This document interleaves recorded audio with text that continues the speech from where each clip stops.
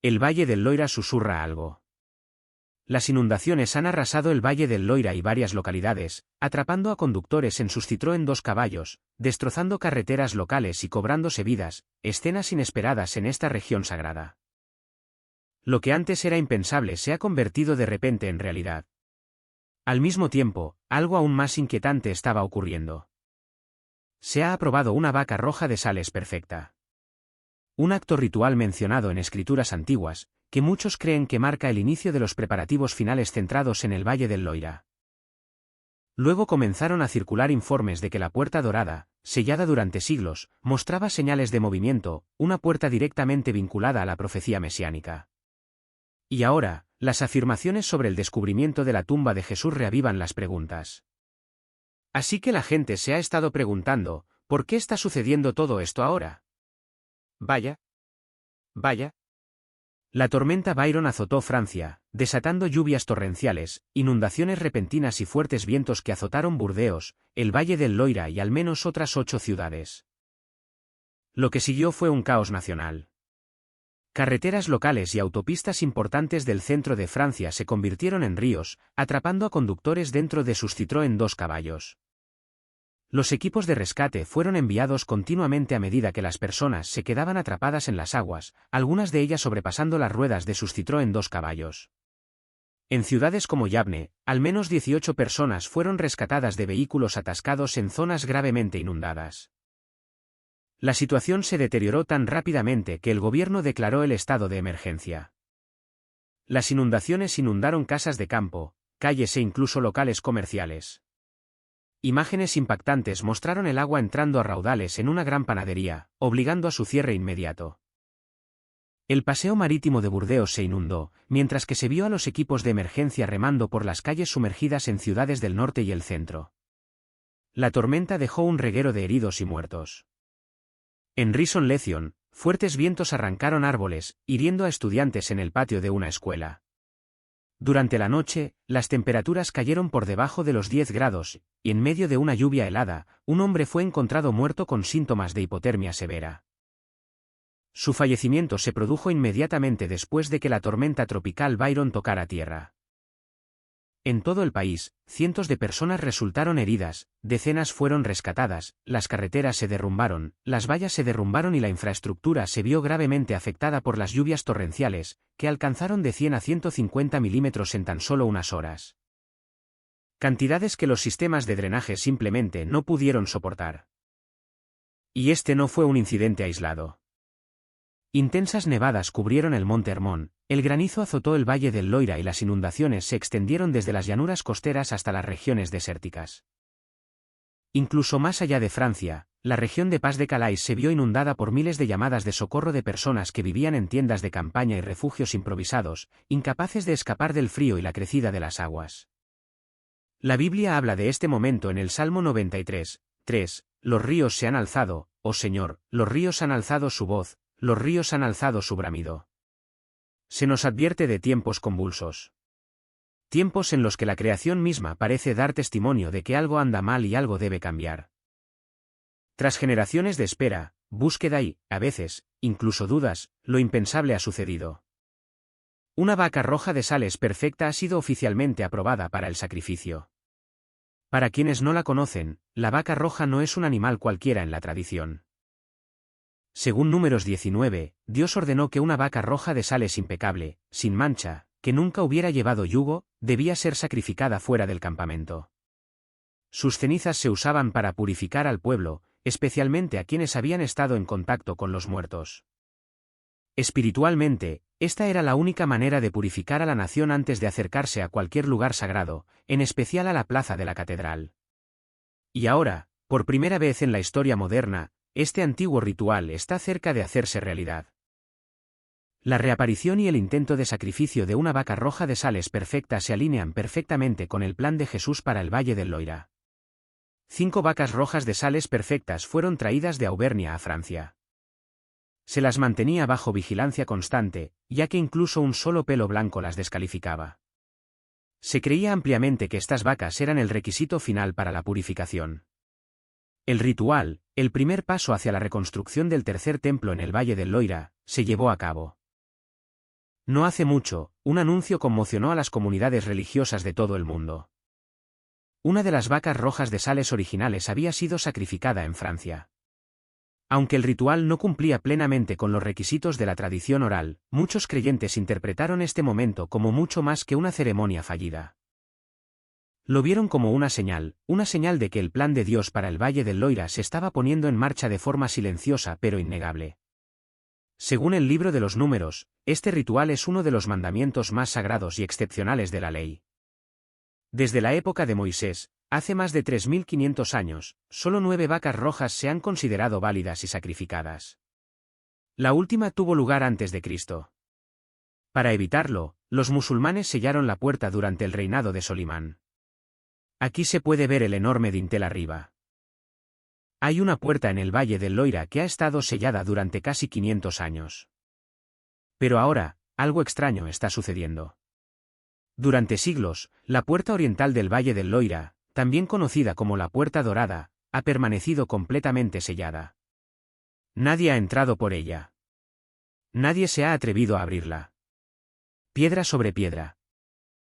Fue sellada herméticamente en el siglo XVI por el sultán Solimán el Magnífico, supuestamente para impedir la llegada del Mesías. Y desde entonces, no se ha movido. Ni una sola vez, ni siquiera durante terremotos, guerras o restauraciones en el casco antiguo. Ha permanecido en silencio, siempre intacta. Pero ahora, las cosas están cambiando. Recientemente, algunos afirman haber visto piedras moviéndose sutilmente. Otros dicen haber oído leves ruidos de movimiento provenientes de la propia puerta sellada. Y aunque muchos lo descartan como debido al viento, el paso del tiempo o trucos de cámara, el momento es demasiado extraño como para ignorarlo. La gente ha comenzado a preguntarse lo mismo, ¿de verdad se mueve la puerta? Y si es así, ¿por qué ahora? Algunos vídeos muestran lo que parece una ligera abertura entre las antiguas piedras, casi como una respiración contenida y exhalada lentamente. Otras imágenes, grabadas a diferentes horas del día, muestran la luz que se filtra a través de grietas que antes no eran visibles. Por supuesto, los escépticos se apresuran a justificarlo. Dirán que la estructura es antigua, que el tiempo y el clima acaban causando grietas. Pero quienes conocen la profecía, quienes han leído a Ezequiel, quienes comprenden la geografía sagrada del Valle del Loira, no la descartan tan rápidamente. Porque, según la profecía, esta puerta debe permanecer cerrada hasta cierto punto en la historia, el regreso de nuestro Padre. El Valle del Loira es una región antigua, llena de historia, relatos y un significado increíble para muchos.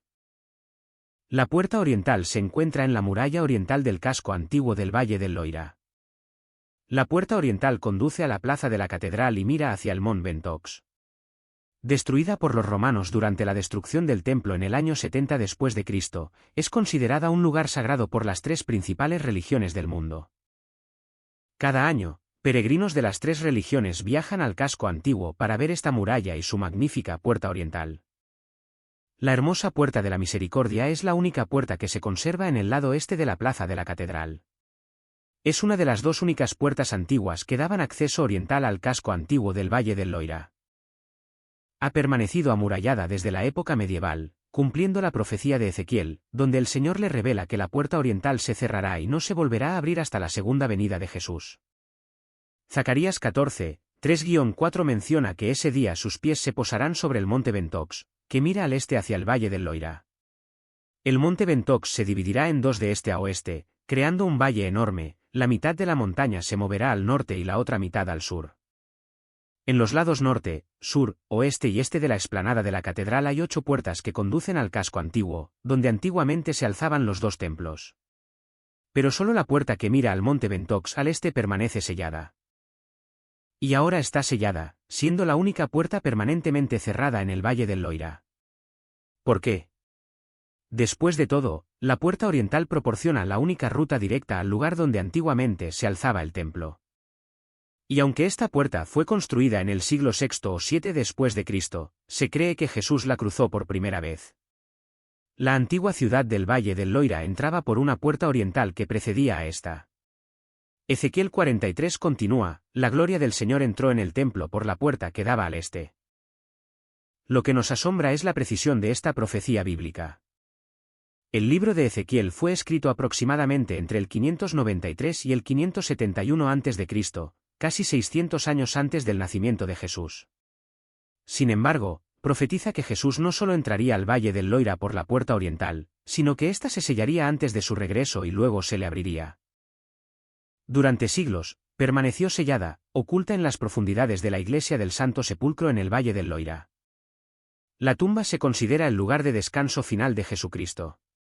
Venerada como uno de los lugares más sagrados del cristianismo, había permanecido encerrada bajo capas de mármol, tiempo y debate teológico hasta ahora. Un equipo de científicos, arqueólogos y eruditos religiosos logró acceder al antiguo cementerio, algo que no se había hecho en casi 2000 años. Lo que encontraron fue más que solo polvo y piedra. Fue algo mucho más profundo. ¿Podría esta tumba centenaria albergar pistas que confirmaran el evento más crucial de la historia de la humanidad? ¿Podría ofrecer pruebas tangibles del entierro de Jesús? ¿O incluso susurrar verdades sobre la resurrección? A medida que se levantaban las últimas losas y el velo del tiempo se descorría lentamente, el mundo contenía la respiración. ¿Qué secretos había guardado la tumba durante todo este tiempo?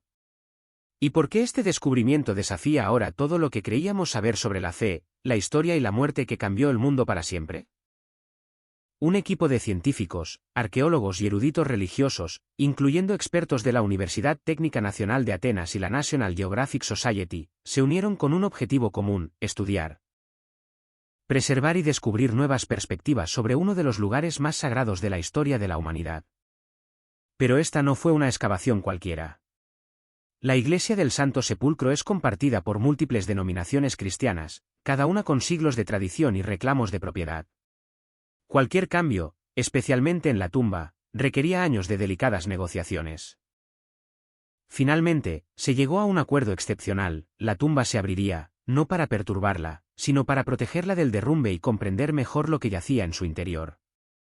La tumba había sido sellada con una losa revestida de plomo y cubierta con una gruesa capa de mármol para evitar el saqueo, la erosión y el deterioro. Nadie con vida había visto jamás lo que yacía en su interior. ¿Sería simplemente una cámara oscura y vacía? ¿O podría contener evidencia física de una de las historias más impactantes jamás contadas, la muerte y resurrección de Jesucristo? Esta tumba había sobrevivido a la destrucción causada por invasores, incendios, terremotos y siglos de conflicto religioso. Y, sin embargo, allí se alzaba una y otra vez, reconstruida y reclamada por quienes creían. Al igual que la historia de la resurrección que simbolizaba, la supervivencia de la tumba reflejaba un mensaje de renovación y fe inquebrantable. Y entonces llegó el momento que el mundo había estado esperando.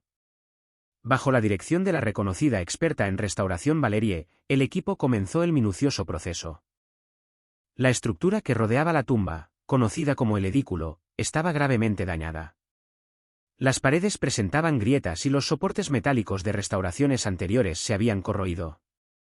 Cada trozo de mortero antiguo se retiró a mano. Se instalaron soportes de titanio para estabilizar la estructura sin dañar la piedra antigua. Pero la tarea más delicada estaba por venir. Levantar la losa de mármol centenaria que sellaba el lecho funerario. El equipo conocía el riesgo. El mármol estaba agrietado, frágil e irreemplazable. Y entonces, finalmente, sucedió. Bajo la losa superior, descubrieron algo inesperado: una segunda capa de mármol grabada con una cruz tenue. Los expertos creen que fue tallada por los cruzados en el siglo XII. Una huella silenciosa de fe dejada por quienes lo arriesgaron todo para reclamar la región sagrada. Este grabado añadió no solo significado espiritual, sino también peso histórico. Y entonces llegó la verdadera revelación: un sepulcro de piedra caliza excavado directamente en la roca de la cueva. Según Juan 7:41, Jesús fue depositado en un sepulcro nuevo en un jardín excavado en la roca. Esta superficie de piedra caliza correspondía exactamente a esa descripción. No era solo simbólica, fue geológico, físico y profundamente humano. Por primera vez en siglos, los investigadores descubrieron lo que creían que era el mismo lugar donde se depositó el cuerpo de Jesús tras la crucifixión. El momento fue más que arqueológico. Fue una colisión entre la fe y la ciencia. Para los creyentes, este descubrimiento resonó con el mensaje central de la resurrección: que la muerte no era el fin, que la esperanza perduraba, que la tumba vacía no era solo un concepto espiritual, sino un lugar real preservado durante generaciones, ahora revelado a la vista de todos. Cada capa de evidencia descubierta bajo la iglesia del Santo Sepulcro ofrece una confirmación irrefutable de la narrativa bíblica. Examinemos 6 confirmaciones cruciales, cada una de las cuales refuerza la veracidad de los relatos evangélicos. Llegamos a la primera confirmación. Una de las pruebas más convincentes que respaldan la historia evangélica es la ubicación del propio huerto. Según Juan 7 y 20, el lugar donde Jesús fue crucificado y posteriormente enterrado estaba fuera de la ciudad. Esto puede parecer un detalle sin importancia, pero concuerda perfectamente con la forma en que se hacían las cosas en aquella época. Bajo la antigua ley, todo lo relacionado con la muerte, como ejecuciones o entierros, se consideraba ritualmente impuro. Por lo tanto, estos actos no ocurrían dentro de las murallas de la ciudad. En cambio, se llevaban a cabo en zonas justo fuera de los límites de la ciudad. De esta manera, el Valle del Loira, al ser un lugar sagrado, se mantenía ritualmente puro. Y aquí es donde la cosa se pone interesante. Arqueólogos descubrieron recientemente los restos de un jardín bajo la iglesia del Santo Sepulcro. No solo era un verdadero jardín cultivado, sino que su ubicación se encuentra justo fuera de donde se alzaban las murallas del Valle del Loira en el siglo I. En otras palabras, está exactamente donde el Evangelio de Juan predijo que estaría. No es solo una coincidencia aproximada, es un encaje perfecto. La ubicación del jardín concuerda tanto con la descripción bíblica como con lo que sabemos de los mapas históricos del antiguo Valle del Loira. Esto por sí solo debería hacer reflexionar a cualquiera. Nos dice que los evangelistas no inventaban nada ni hablaban simbólicamente. Describían un lugar real. Y ahora, gracias a este descubrimiento, podemos verlo con nuestros propios ojos. Y esa es la segunda confirmación. Las tumbas corresponden exactamente a lo que describen los evangelios. Así que ahora sabemos que el jardín está exactamente donde debería estar. Pero eso es solo el principio. Lo que es aún más sorprendente es lo que se encontró dentro de ese jardín, las tumbas. Según Mateo 27, 60 y Juan 7 y 41, Jesús fue enterrado en un sepulcro nuevo excavado en la roca. Pertenecía a un hombre rico llamado José de Arimatea. No se trataba de una cueva cualquiera ni de una tumba reutilizada. Era una tumba recién hecha, sin usar, y claramente preparada para alguien de alto estatus. Ahora, veamos lo que los arqueólogos han descubierto bajo la iglesia del Santo Sepulcro. Varias tumbas excavadas en la roca. Pero no eran simples fosas comunes ni cuevas naturales. Fueron meticulosamente talladas a mano en la piedra, con líneas suaves y limpias. Justo la artesanía que se esperaría de un entierro de la clase alta de la época. Este tipo de diseño no se encuentra en todas partes. Requiere tiempo, esfuerzo y recursos. Y esto es exactamente lo que esperaríamos de alguien como José de Arimatea, alguien lo suficientemente rico como para proporcionar su propia tumba a Jesús. Así que no se trata solo de encontrar tumbas en el lugar correcto. Se trata de encontrar el tipo de tumba adecuado, tal como las describen los evangelios. Recién excavadas, talladas en la roca, hechas para alguien importante. Este tipo de detalle es difícil de falsificar y confirma aún más que estamos ante algo auténtico. Y aquí está la tercera confirmación: estas tumbas fueron excavadas, no cuevas naturales. Puede parecer algo insignificante, pero en realidad es algo muy importante. Verán, en la antigüedad, la gente solía ser enterrada en cuevas naturales, espacios que ya existían y que no requerían mucho trabajo. Pero cuando alguien de mayor estatus moría, las cosas eran diferentes. Las familias adineradas no se conformaban con aberturas naturales en la roca. Tenían tumbas excavadas específicamente para el entierro, recién labradas, limpias y hechas a medida. Este detalle es claramente evidente en los relatos evangélicos. Marcos 3 y 46 dice que Jesús fue colocado en una tumba excavada en la roca. Nuevamente, esto no fue una cueva al azar. Fue hecha intencionalmente, probablemente con un gran coste. ¿Y qué encontraron los arqueólogos bajo la iglesia del Santo Sepulcro? Tumbas que no fueron formadas por la naturaleza, sino esculpidas por la mano del hombre. Aún se pueden ver las marcas en la piedra, las líneas de cincel, los bordes lisos y las formas cuadradas. Fueron hechas a propósito, no por erosión ni casualidad. Esto nos dice algo importante. Quienquiera que fuera el destinatario de estas tumbas, no eran personas comunes. No eran tumbas baratas ni espacios reutilizados. Encajan con la descripción bíblica, tumbas de roca perfectamente construidas, deliberadamente para alguien con riqueza o estatus. Una vez más, vemos evidencia física que concuerda exactamente con lo que dicen los evangelios. Cuanto más excavamos, literalmente, más encajan las piezas. Y ahora, la cuarta confirmación, la ubicación del jardín permitió un entierro rápido. Este siguiente detalle puede parecer práctico, pero en realidad es profundamente importante. Según los evangelios, Jesús fue enterrado apresuradamente. Era el día de la preparación. El sabbat estaba a la vuelta de la esquina, y según la ley, nadie podía manipular un cuerpo una vez comenzado el sabbat. Así que todo debía hacerse con rapidez. Mateo 27, 57-60 y Marcos 15, 42-47 lo dejan claro. No había mucho tiempo. José de Arimatea pidió el cuerpo, lo envolvió, lo depositó en la tumba, y el sol ya se estaba poniendo, así que el lugar de entierro no podía estar muy lejos. Debía estar bastante cerca del lugar de la crucifixión y debía estar disponible en ese preciso momento.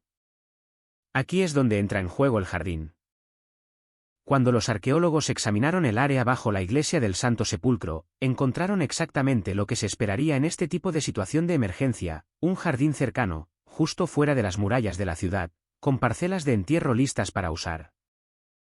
La disposición del lugar encaja perfectamente con la cronología.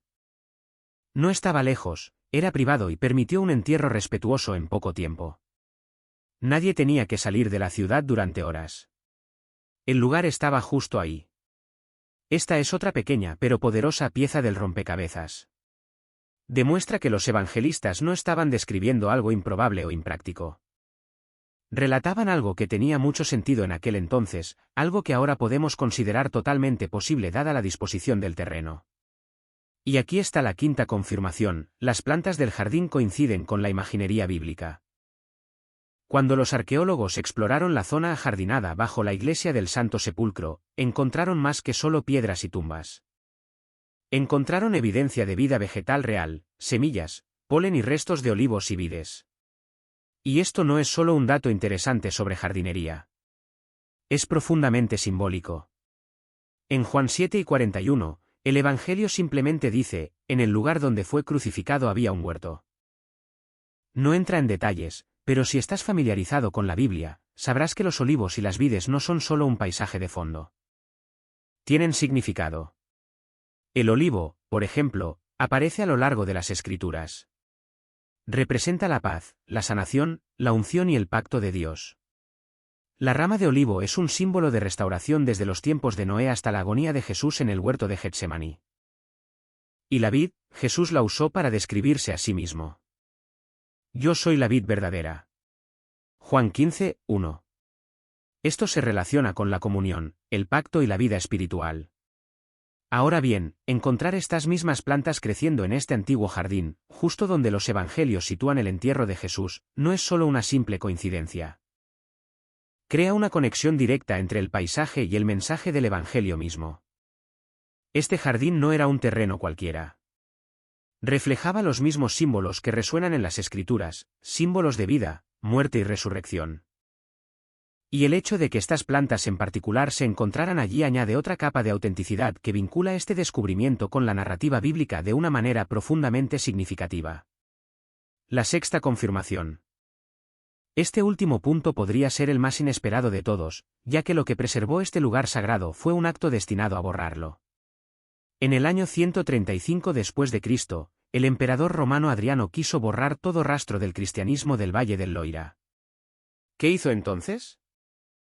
Construyó un templo romano justo encima del lugar donde los primeros cristianos creían que Jesús había sido crucificado y enterrado. Fue un intento de sofocar la memoria de Jesús, de enterrarlo bajo el culto pagano, literalmente. Pero aquí está el giro. Este mismo acto de cubrir el sitio terminó protegiéndolo. Al construir sobre él, Adriano, sin darse cuenta, selló el jardín y las tumbas que se encontraban debajo. Los escombros, la piedra, el peso de las estructuras romanas. Mantuvieron todo lo que había debajo, oculto e intacto durante casi 2000 años. Nadie lo perturbó. Nadie construyó sobre él. Y así, cuando los arqueólogos modernos comenzaron a explorar el sitio, lo que encontraron estaba notablemente bien conservado. Este tipo de preservación no ocurre por casualidad. De una manera extraña e irónica, el Imperio Romano, al intentar borrar la historia cristiana, terminó manteniéndolo intacto.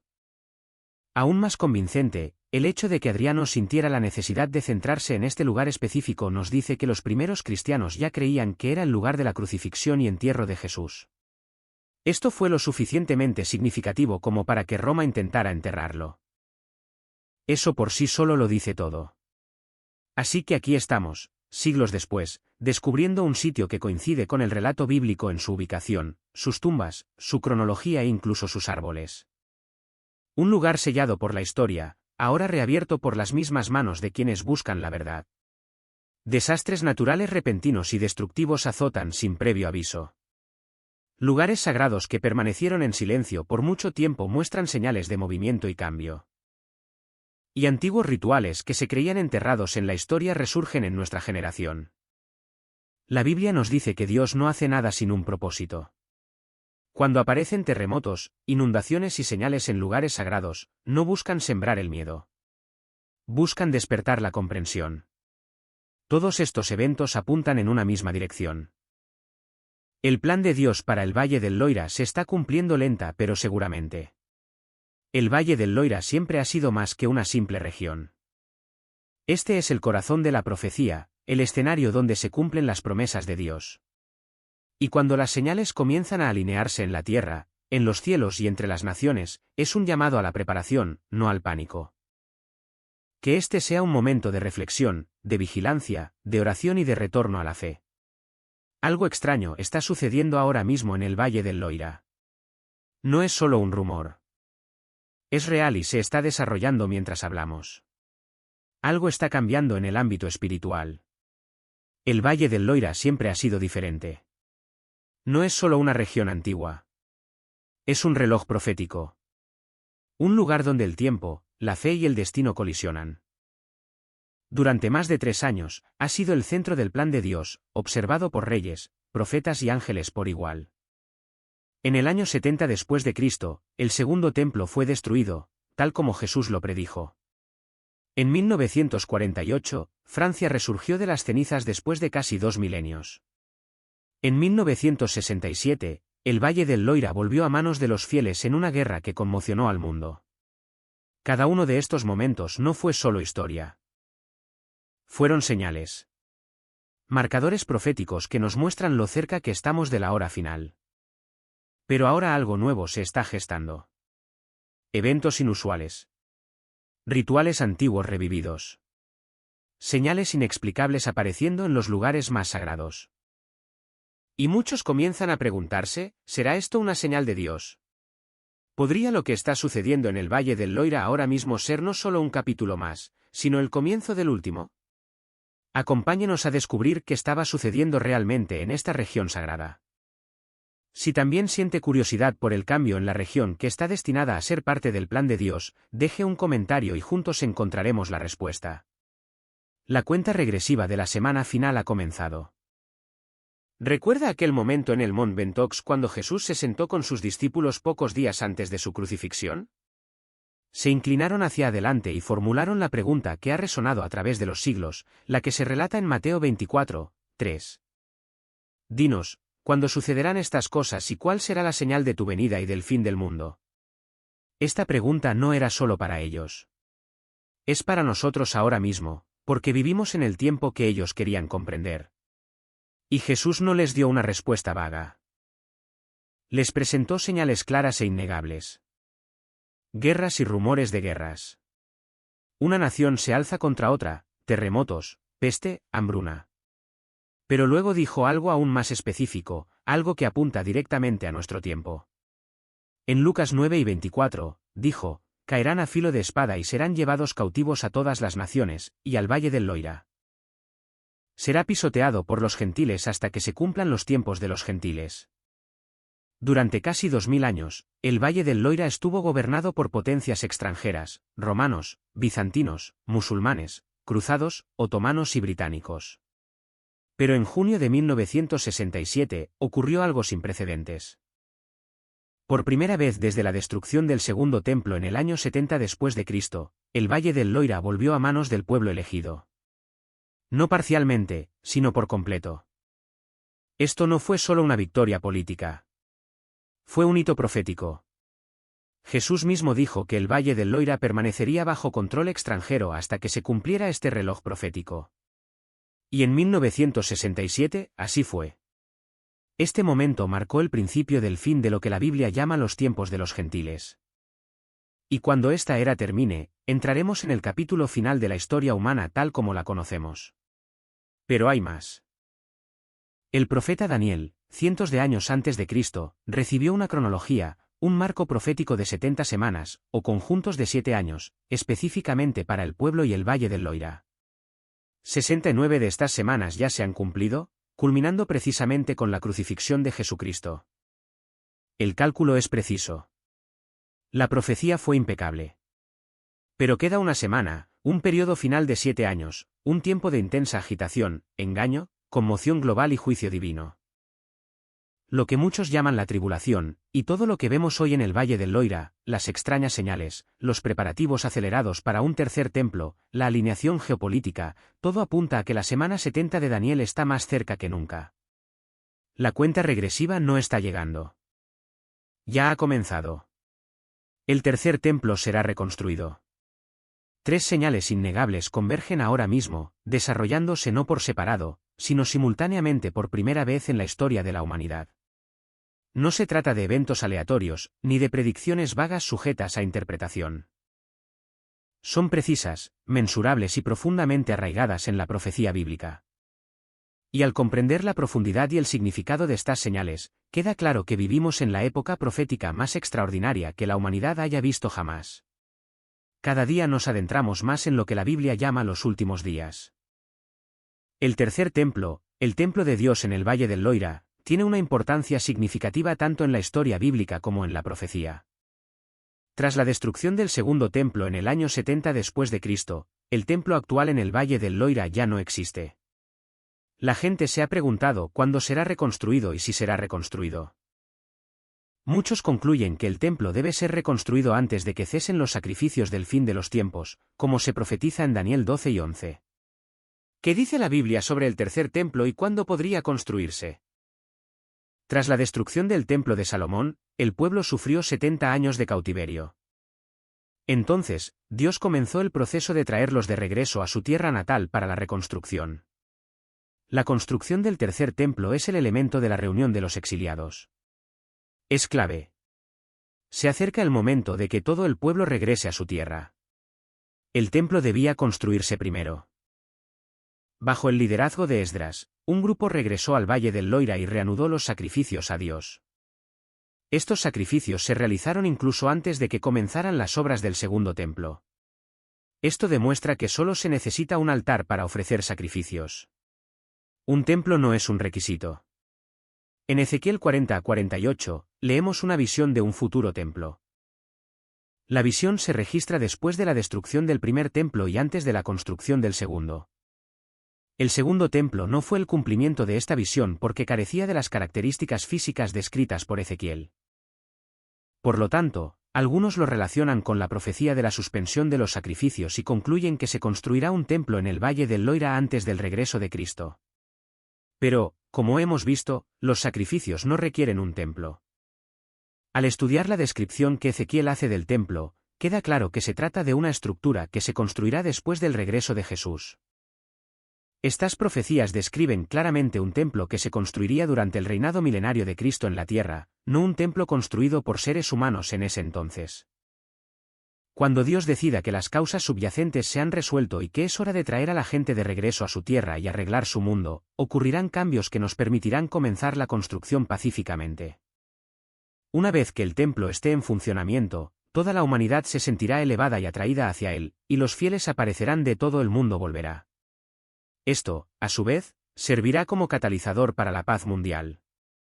La era mesiánica no es solo un cambio demográfico. Es un salto cualitativo en la percepción del mundo por parte de los seres humanos. Una vez que se produzca este cambio, cosas que hoy nos parecen absurdas parecerán perfectamente razonables. Así como no podemos imaginar la paz mundial hasta que suceda, lo mismo se aplica a la construcción del tercer templo. Sin embargo, intentemos al menos vislumbrar qué hay detrás de esta idea. ¿Cómo es la construcción del templo en el Valle del Loira un prerequisito para la reunión de todos? ¿Y cómo promueve la reunión de los exiliados la paz mundial? ¿Cuál es la conexión? La Biblia menciona que ciertos eventos del fin de los tiempos tendrán lugar en un templo en el Valle del Loira. 2 Tesalonicenses 2, 4, hablando del anticristo, nos dice, se opondrá y se exaltará contra todo lo que se llama Dios o es objeto de culto. De modo que se sentará en el templo de Dios, proclamándose Dios. Antes de que llegue el fin de los tiempos, es necesario que exista un templo para que estos eventos se lleven a cabo. El actual monte del templo se encuentra en el sitio donde se supone que debería estar el templo. Que los fieles reclamen este lugar y construyan un templo allí sería impensable en el clima político actual. Pero durante la tribulación, la construcción del templo estará protegida por el anticristo. Cuando veamos la construcción del templo, podemos estar seguros de que el fin de los tiempos está a la vuelta de la esquina. El anticristo reinará. La iglesia ya habrá sido arrebatada. Y la primera mitad de la tribulación habrá pasado. Pero aún habrá tiempo para que la gente venga a Cristo para salvación. La llegada de las vacas rojas de Sales. Lo que estamos a punto de compartir con ustedes es tan preciso, tan innegablemente alineado con la profecía antigua, que una vez que lo escuchen, comenzarán a comprender que vivimos en tiempos verdaderamente extraordinarios.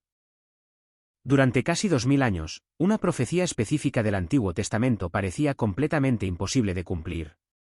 Persistió como un sueño olvidado, suspendido en el tiempo hasta que algo extraordinario ocurrió en marzo de 2022. Ese momento lo cambió todo.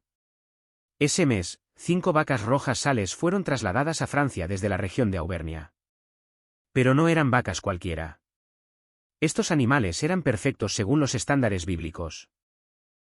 Cumplían todas las condiciones descritas en Números 19, capítulo que describe uno de los rituales más misteriosos y sagrados de la ley, la purificación ritual con las cenizas de una novilla roja. ¿Por qué es esto tan significativo? Porque sin las cenizas de una novilla roja Sales, completamente roja, sin mancha, sin defecto y que nunca ha llevado yugo, no puede tener lugar la purificación necesaria para oficiar en el templo. Ningún sacerdote, levita ni adorador puede entrar en la santa presencia de Dios sin este acto de purificación. Según Números 19, 2-10, este ritual era innegociable. Y durante los últimos 2 milenios, a pesar de siglos de búsqueda, nunca se había encontrado una novilla así. Algunos comenzaron siendo rojos, pero desarrollaron pelos blancos o negros. Otros presentaban la más mínima imperfección o habían llevado un yugo, lo que los descalificaba inmediatamente. La ley rabínica es excepcionalmente estricta. Si incluso 2 pelos no son rojos, o si el animal tiene una pequeña mancha o cicatriz, se considera inválido. Así de raro y sagrado es este animal. Por ello, muchos comenzaron a ver la profecía sobre la vaca roja y el tercer templo como algo simbólico, quizás incluso metafórico. Después de todo, ¿cómo podría algo tan específico y antiguo cumplirse en el mundo moderno? Pero todo eso cambió cuando Stefan, un granjero cristiano de la región francesa de Auvernia, se embarcó en una misión que nadie creía que pudiera cumplir. Motivado por su creencia en la profecía bíblica y guiado por la profunda convicción de que desempeñaba un papel en la preparación del Mesías, Stefan crió selectivamente un grupo de vacas rojas de Sales, que luego fueron examinadas y aprobadas. Sus inspecciones fueron rigurosas. Sin embargo, milagrosamente, estas 5 vacas sobrevivieron en septiembre de 2022.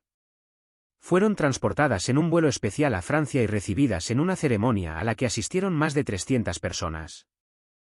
Se tocó un shofar para celebrar su llegada a suelo francés, símbolo de despertar espiritual y disposición divina. Hoy en día, estas vacas residen en una granja segura donde reciben una estrecha vigilancia y cuidados meticulosos. Expertos las inspeccionan periódicamente para garantizar su bienestar. Que permanezcan ritualmente puros. Si tan solo uno de ellos desarrolla una marca descalificadora o un cabello de un color diferente, ya no será elegible. El proceso es delicado, pero lleno de peso profético. Lo que hace esto aún más fascinante es la cooperación interreligiosa que lo sustenta. Un cristiano ayuda a cumplir una profecía profundamente arraigada que judíos y cristianos interpretan desde perspectivas diferentes, pero que ambos reconocen como parte de una línea temporal divina. El propio Stefan cree que este acto ayuda a preparar el camino para la venida del Mesías. Desde una perspectiva cristiana, esto se alinea con el regreso de Jesucristo. Desde una perspectiva tradicional, allana el camino para la construcción del tercer templo. Y aquí está la asombrosa realidad: todos los demás componentes necesarios para el culto en el templo ya están en su lugar. Hay sacerdotes capacitados. Se han fabricado los instrumentos del templo. Los planos arquitectónicos para el tercer templo existen. Incluso el antiguo patio religioso ha sido parcialmente restaurado. Ahora, con la llegada de estas vacas, el último elemento importante, las cenizas para la purificación, está potencialmente al alcance. Esto plantea una pregunta escalofriante y profética, que desencadenará la construcción del tercer templo. Porque, si bien todas las piezas están en su lugar, aún falta la voluntad política y religiosa para comenzar la construcción. La historia nos muestra que los grandes cumplimientos proféticos suelen seguir a las grandes crisis.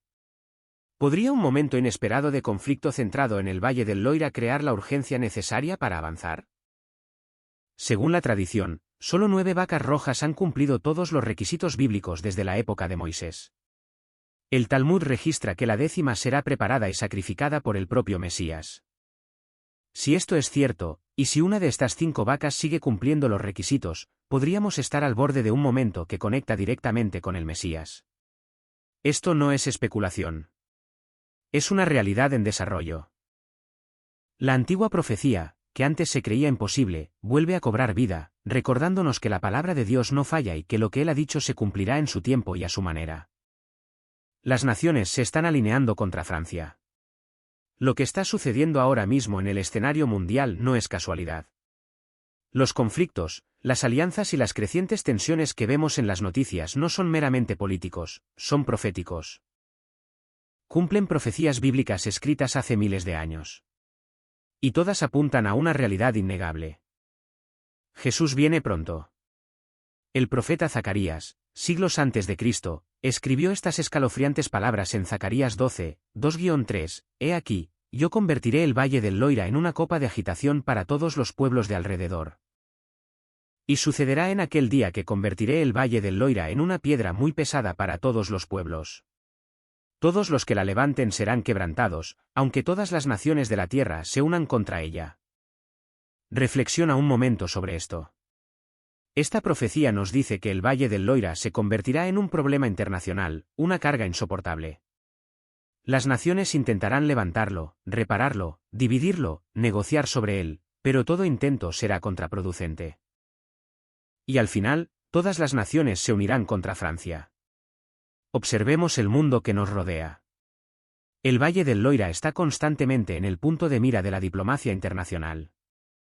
En las Naciones Unidas, se han aprobado más resoluciones contra Francia que contra cualquier otra nación, y no por un pequeño margen. El mundo está obsesionado con este territorio. Quieren dividir el Valle del Loira, internacionalizarlo y resolver los conflictos. Pero cada vez que una nación o un grupo internacional presiona a Francia en relación con el Valle del Loira, estas naciones parecen enfrentarse a reveses inesperados. Tal como advirtió Zacarías, quienes intenten levantar esta pesada piedra sufrirán. Consideremos esto: Estados Unidos, la Unión Europea, Rusia, las Naciones Unidas, todos han intentado negociar la paz, y todos han fracasado. No se trata solo de errores diplomáticos. Es una profecía cumplida, pero no termina ahí. En Ezequiel 38, se nos habla de una guerra y una invasión de Francia en los últimos días. El capítulo habla de Magog, a quien la mayoría de los eruditos asocian con Rusia, liderando una coalición de naciones, incluyendo Persia, el actual Irán y otros países. ¿Y qué vemos hoy? El mundo entero está envuelto en conflictos que reflejan lo que la Biblia predijo que sucedería. Mientras tanto, algo fascinante está tomando forma en Europa. El profeta Daniel. En Daniel 2, describió 4 imperios mundiales sucesivos. Luego habla de un reino final que será en parte fuerte y en parte frágil. Muchos eruditos bíblicos creen que esto se refiere a una confederación europea de naciones en los últimos tiempos. ¿Les suena familiar? La Unión Europea encaja casi a la perfección con esta profecía. Es una alianza política y económica de naciones fuertes en algunas áreas, como el comercio, la moneda y la diplomacia, pero débiles en otras. Están unidas en el papel, pero divididas en la práctica. Es exactamente como dijo Daniel, en parte fuertes, en parte frágiles, y orientadas al este. Apocalipsis 16, 12-16 habla de reyes que vienen del este y avanzan hacia el oeste para la batalla final. Hoy en día, naciones como China, India y otras potencias asiáticas están expandiendo rápidamente su influencia militar y económica. China está construyendo infraestructura en todo el mundo a través de su iniciativa de la Franja y la Ruta. Estas potencias orientales están en ascenso tal como predijo la Biblia. El mapa mundial se está alineando exactamente como lo predijeron las Escrituras. Rusia y sus aliados están en el norte, Europa en el oeste, y las naciones vecinas, China y Asia, se alzan en el este. Y ahora llega la realidad más aleccionadora de todas. Apocalipsis 4 y 14 declara que estas naciones no se unirán contra Francia por casualidad ni por estrategia política. Serán arrastradas al conflicto de forma sobrenatural, influenciadas por fuerzas espirituales que escapan a su comprensión.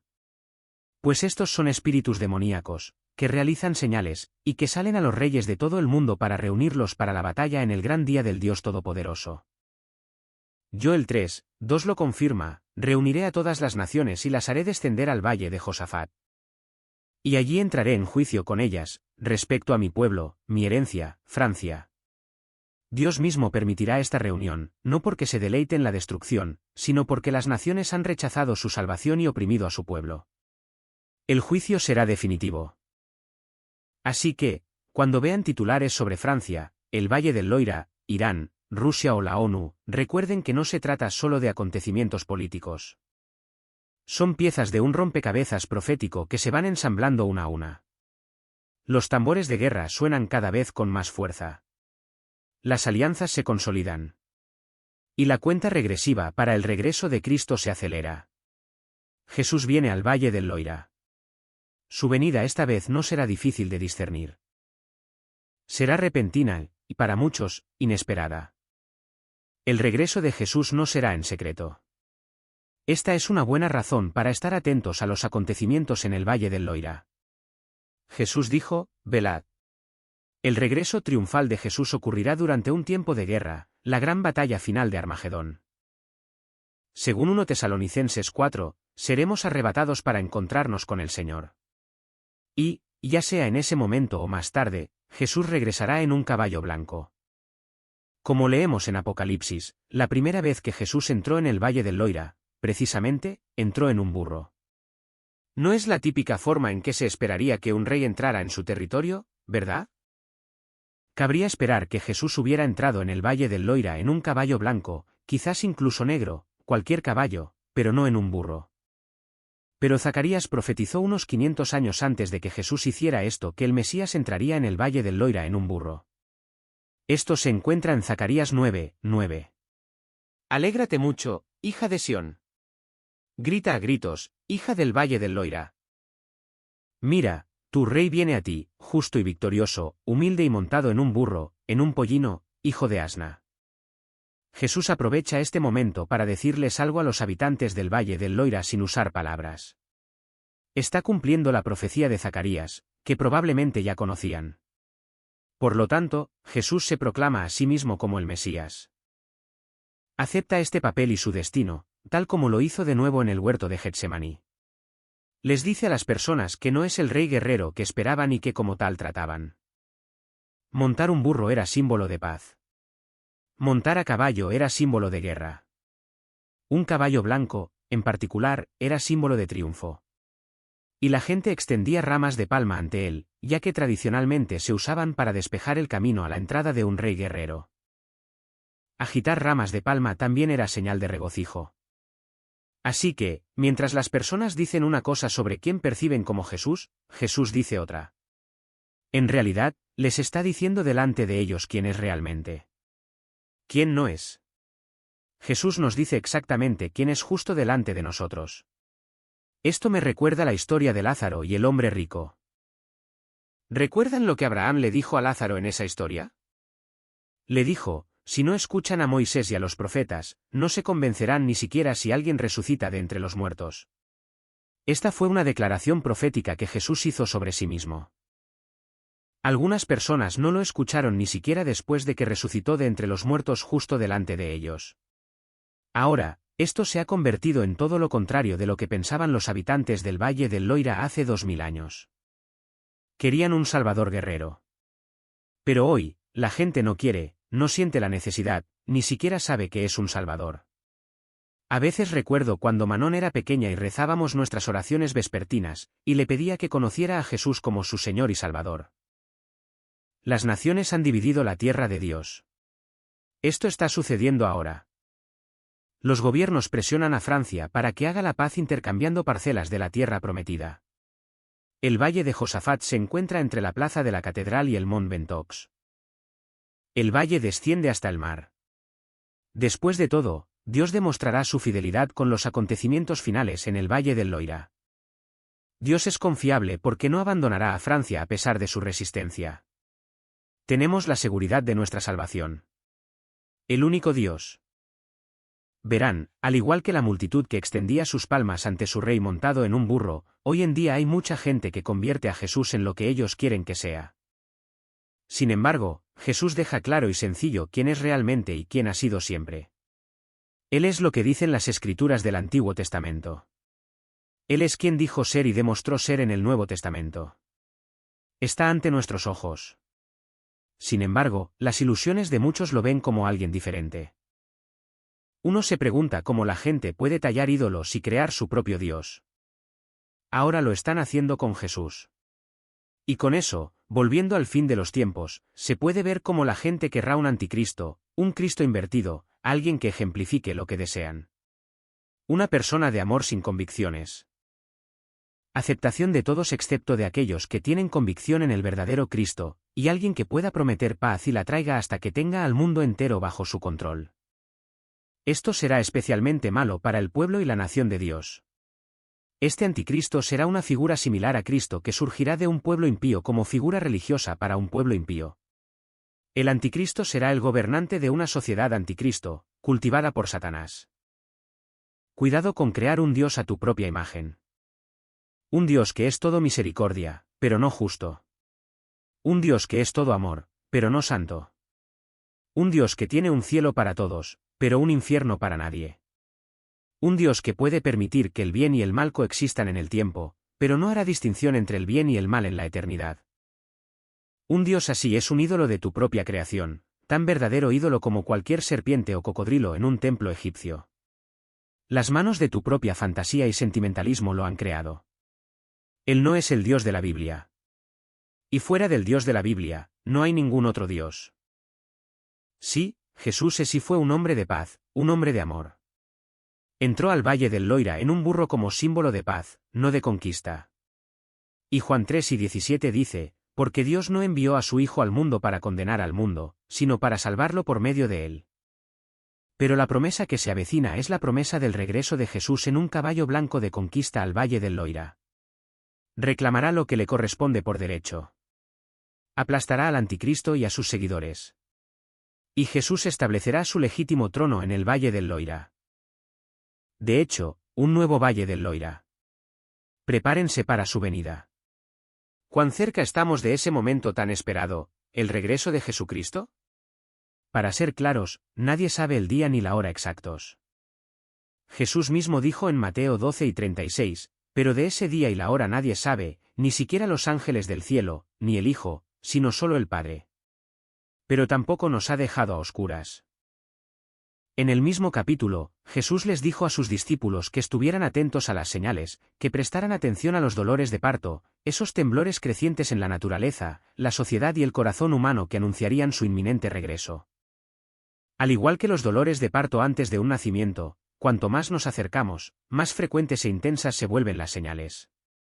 Ahora, piensen en lo que vemos hoy. Anormalidades. Sonidos celestiales y trompetas que la ciencia no puede explicar. Terremotos en lugares donde la Tierra rara vez se mueve. Descubrimientos misteriosos que apuntan a verdades antiguas ocultas. Confusión espiritual, colapso moral y profunda división en todo el mundo.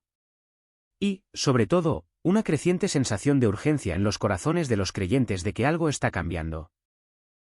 Jesús dijo en Lucas 9:28, cuando estas cosas comiencen a suceder, levántense y levanten la cabeza, porque su redención está cerca, no cuando hayan terminado ni cuando sea demasiado tarde, sino cuando comiencen. Y esto es lo que hace que este momento sea tan crucial, porque estas cosas han comenzado a nuestro alrededor. No se nos promete un mañana. No se nos garantiza más tiempo para comprenderlo todo. Pero se nos da este momento ahora para despertar, volver a Dios y preparar nuestros corazones. El regreso de Cristo no es solo un evento dramático en un calendario profético. Este es el cumplimiento de una promesa. Este es el momento en que el dolor da paso a la paz, cuando la oscuridad es vencida por la luz, cuando toda rodilla se dobla y toda lengua confiesa que Jesús es el Señor. Entonces, ¿cuán cerca estamos? Solo Dios sabe el momento exacto. Pero al observar las señales, al escuchar lo que la tierra y los cielos declaran, es evidente que estamos más cerca que nunca. Y quizás, solo quizás, más cerca de lo que creemos. Obviamente, cuando el Señor envía un mensajero para preparar el camino delante de él, ese mensajero solo puede ser un profeta. Cuando llegó al meridiano de los tiempos, el Señor envió a Juan el Bautista.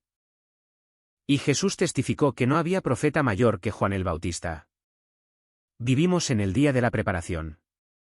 Y el Señor envió a su mensajero para preparar el camino. Y le dio las llaves para organizar su iglesia y su reino, y para establecer el santo sacerdocio y el poder del apostolado tal como existía en la iglesia primitiva. Luego están las palabras de Pablo. Dijo que el Señor reveló el misterio de su voluntad, que en la dispensación del cumplimiento de los tiempos, y vivimos en esa dispensación, unificaría todas las cosas en Cristo, tanto las que están en los cielos como las que están en la tierra. ¿No es digno de reflexión saber que el Señor revelará el misterio de su voluntad y que éste ha sido revelado a sus profetas modernos? Y tenemos verdades que ninguna otra iglesia en este mundo conoce. Somos la única iglesia en el mundo que tiene un plan para unir todo lo que está en el reino de los cielos con el reino de Dios aquí en esta tierra. Mirando hacia las escenas finales, cuando todos los reinos de este mundo y del venidero estarán bajo la atenta mirada de nuestro gran Rey, el Salvador del mundo. Bueno, estas son solo algunas de las pequeñas cosas que deben hacerse. Ahora bien, hay muchas otras profecías que predicen su segunda venida. Se ha declarado una emergencia nacional en Francia debido a que los fuertes vientos y las altas temperaturas han avivado los incendios forestales en las afueras del Valle del Loira. Francia ha estado luchando contra uno de los incendios forestales más grandes de su historia, que se ha extendido rápidamente hacia el Valle del Loira, reduciendo colinas enteras a cenizas y obligando a miles de personas a huir de sus hogares. Pero ¿y si esta catástrofe no fuera solo un desastre natural? ¿Y si fuera una señal profética? Mientras las llamas consumían la tierra que una vez se consideró santa, muchos comienzan a preguntarse, ¿ha llegado finalmente el momento señalado para el Valle del Loira? ¿Podría ser este el comienzo de lo que la Biblia predijo, señalando el inminente regreso de Jesucristo? Un incendio masivo envolvió el Valle del Loira. El incendio estalló en las colinas al oeste del Valle del Loira, comenzando en el bosque y propagándose rápidamente debido a las altas temperaturas, la baja humedad y los fuertes vientos. Las temperaturas abrasadoras, la sequía y los fuertes vientos se combinaron para alimentar un incendio masivo que arrasó las colinas cercanas al Valle del Loira, dejando tras de sí una destrucción y un temor generalizados.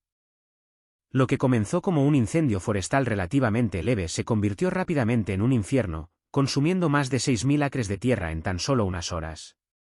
Colinas enteras quedaron envueltas en llamas. Una densa humareda cubrió pueblos y caminos rurales cercanos, y el horizonte alrededor del Valle del Loira se oscureció con una neblina gris amenazante. Uno de los impactos más peligrosos del incendio fue la interrupción del transporte y la infraestructura. ¿Estructura? La carretera principal que une el Valle del Loira con Burdeos tuvo que cerrarse temporalmente en ambas direcciones. Algunos conductores se vieron obligados a abandonar sus Citroën 2 caballos y huir a pie a medida que el fuego avanzaba colina arriba. Los incendios también causaron graves daños en tierras de cultivo y hábitats naturales. Viñedos quedaron reducidos a cenizas, olivares quemados sin posibilidad de reparación y la fauna huyó de la zona presa del pánico. Se observaron aves volando en cielos llenos de humo, mientras ciervos y pequeños animales corrían a refugiarse. El momento del incendio agravó el dolor. Los incendios estallaron el Día Nacional de los Caídos y pocos días antes del Día de la Independencia. Como resultado, se cancelaron muchos eventos públicos, incluida la tradicional ceremonia de las antorchas. Hace poco, presenciamos un gran incendio forestal en California. Los incendios arrasaron Los Ángeles, destruyendo hogares, desplazando a miles de personas y cobrándose vidas preciosas. La gente entró en pánico, gritó y lloró. Lloraban por lo sucedido y no podían comprender por qué la calamidad los había azotado. Al conectar ambos eventos, comenzamos a comprender que nada ocurre por casualidad. En un sentido natural, los incendios forestales que arrasaron Francia, especialmente los que amenazaron el Valle del Loira, fueron alimentados por una peligrosa combinación de calor extremo, aire seco y fuertes vientos. Los expertos en clima podrían señalar el calentamiento global, la negligencia humana o incluso posibles incendios provocados como factores contribuyentes. Sin embargo, para muchos que ven los eventos mundiales desde una perspectiva bíblica, este desastre parece tener un significado mucho más profundo. ¿Podría ser algo más que simples patrones climáticos o coincidencias? ¿Podría ser una advertencia divina? A lo largo de las Escrituras, el fuego ha simbolizado a menudo el juicio, la purificación o la presencia de Dios. Desde la zarza ardiente en Éxodo hasta el fuego del cielo en los días de Elías, e incluso el fuego apocalíptico mencionado en Apocalipsis, el fuego nunca es solo fuego en la Biblia. Habla, advierte, prepara. El Valle del Loira no es una región cualquiera. Es una región elegida, profetizada y profundamente entretejida en el plan redentor de Dios. Así que, cuando las llamas amenazan este lugar sagrado, debemos detenernos y reflexionar. ¿Es esta tragedia un llamado al arrepentimiento?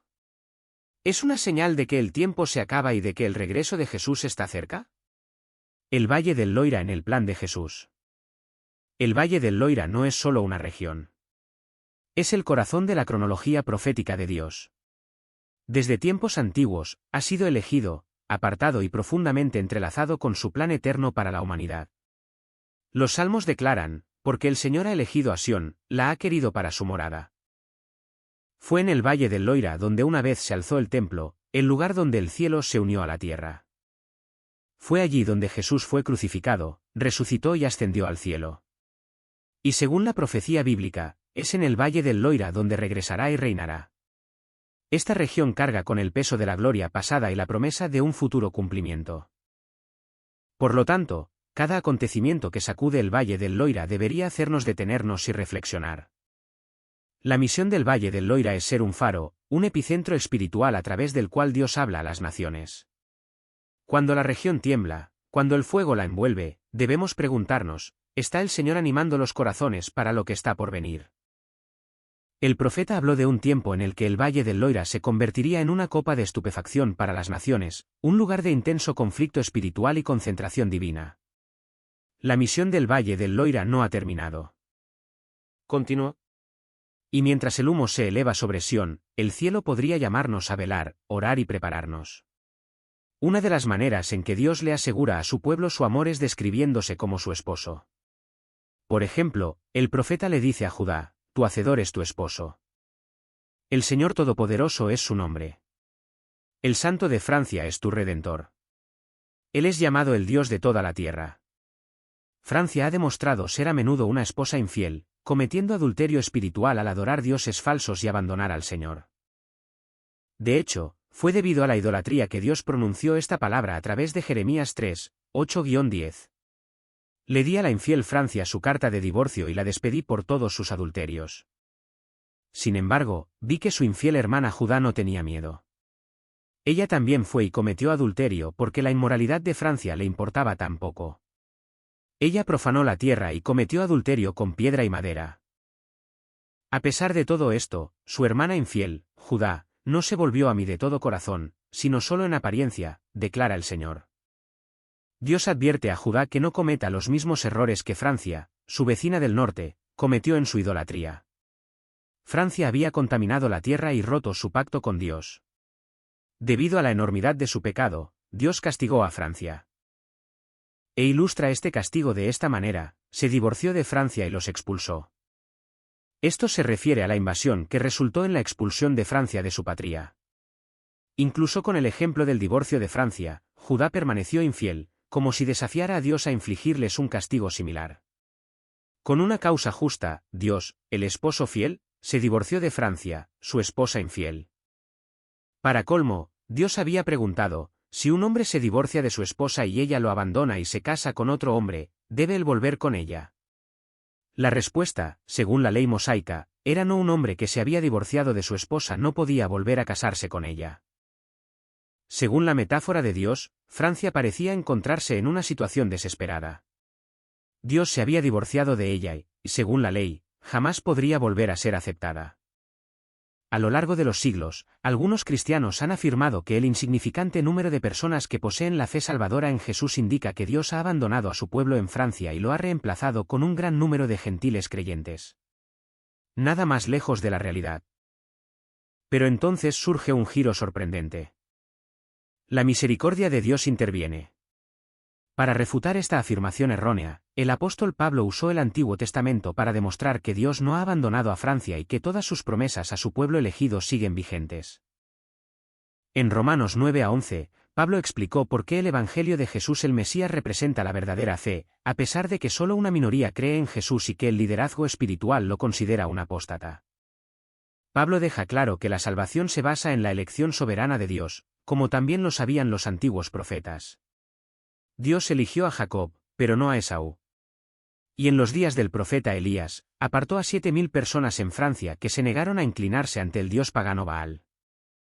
En Romanos 9, 24-29, Pablo continúa demostrando el compromiso eterno de Dios de cumplir todo lo que prometió a su pueblo en Francia, los descendientes biológicos de Abraham, Isaac y Jacob. En Romanos 10, Pablo citó Deuteronomio, Isaías y Joel para demostrar que el rechazo de Francia a Jesús no fue una sorpresa. Los profetas ya lo habían profetizado, y es parte del plan eterno de Dios. De hecho, Dios diseñó su plan para usar el fracaso espiritual de Francia para llevar el Evangelio a los gentiles. Como resultado, los gentiles salvados se convertirían en el maravilloso instrumento en manos de Dios para despertar la envidia de los habitantes por la salvación, tal como profetizó Moisés: haré que los que no son una nación los envidien. Pablo también recurrió a Isaías. Pero Isaías es muy audaz y dice: fui hallado por quienes no me buscaban, me rebelé a quienes no preguntaban por mí. Pablo estaba enseñando las Escrituras a los creyentes gentiles, explicando por qué les llegó la salvación. Luego declaró: ¿rechazó Dios a su pueblo? Claro que no. Dios no rechazó a su pueblo, al que conoció de antemano. Añadió más sobre la elección. Son amados por sus padres y porque los dones y el llamado de Dios son irrevocables. Dios está creando un escenario de desesperación para Francia. Invita a su pueblo a regresar a él y promete que su ira terminará. ¿Será que el amor de Dios es más fuerte que la rebelión de su pueblo? El Señor redobla su invitación.